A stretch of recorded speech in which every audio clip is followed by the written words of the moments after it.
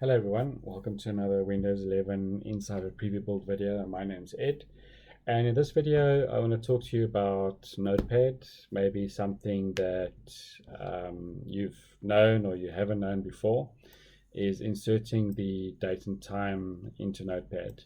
Now, first thing you'll notice is in Notepad is the new icon, the rounded window.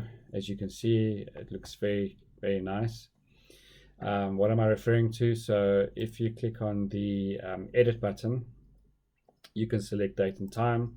So if you're like myself and you work in Notepad a lot, and let's say you're busy doing upgrades or you're busy doing changes or whatever the case is, and you need to capture information, then you can either press F5, it'll add in the date and the time, or you can click on the edit menu and select time date, and then to capture information that you temporarily need. So that's just a quick video on Notepad, and if you enjoy using it, great, give your feedback. If you want something changed, something added, give your feedback.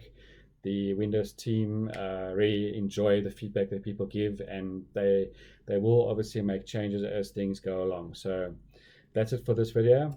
Look out for the next Windows 11 Insider Preview Build videos. Thank you very much for watching.